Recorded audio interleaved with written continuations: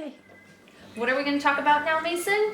Scissors. Scissors. So there's different kinds of scissors. You have your standard types that go open and close, that you just put in your hand, and this requires some finger isolation because you're not using your whole palm. These tend to be a little bit more difficult to first learn as a child is learning how to cut with scissors, and it's very typical for kids around preschool age to start cutting with scissors. So what you can do is use ones that are a little adapted. For example, these, if you flip up the plastic part, there's a little spring on them, so when the child presses down, they're going to open up on their own to give a little bit of a compensation for that limited opening motion in a child's hands. There's also a different kind that you don't have to flip open any plastic portion. They just stay open automatically because of the spring mechanism, and when the child pushes down, they open up on their own. Then you have what are called loop scissors, which they don't require as much finger isolation because the child holds the scissors with their palm and does the squeezing motion. These are a little bit larger and they come in all different sizes. There's miniature loop scissors, there's larger ones, and the one disclaimer that I do want to make is that when kids are left-handed, it's beneficial to have left-handed scissors accessible because the blade, the way it's cut on them, it's opposite on right scissors versus left scissors. And then there are some scissors that are just accessible in both ways, but it's something to keep in mind if your child is left-handed. So Mr. Mason now is going to show us how we actually learn how to cut with scissors. So the first thing to keep in mind is the bigger the sheet of the paper, the more surface area to have to try to manage to hold with two hands is going to be more challenging. So you want to use a smaller sheet of paper. And then something like printer paper that is very malleable. It's very easy to just move around without much effort. That's going to be harder to learn how to cut on. So a better option for someone that's starting out how to learn how to cut with scissors is either cardstock, construction paper, envelopes or folders that you have lying around the house. And then we are going to make some targets for Mason to cut on. Mason loves Spider-Man, so we are going to make spiders as our target. The first skill when it comes to learning how to cut with scissors is for children to make snips. So Mason is going to do some little snips for me. Ready, Mr. Mason?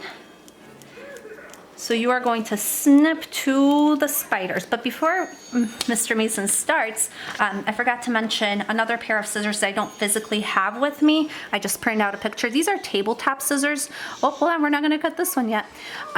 So the way they work is the child can push down to cut instead of having to use an open close motion. These are a nice option if somebody has a little bit more of a physical challenge. I have a lot of students with cerebral palsy that tend to use these push down tabletop scissors, and in the description I'll provide a link to where you can purchase all the different types. All right, are you ready now? Let's do this, Mason. Ready? So you have to with this hand hold the paper. Oh, nope, you had the scissors right. Good. And then this hand gets to hold the paper. Perfect. Nice job, Mason. Yay, you got one spider. Let's do spider number 2. Nice job, you got him.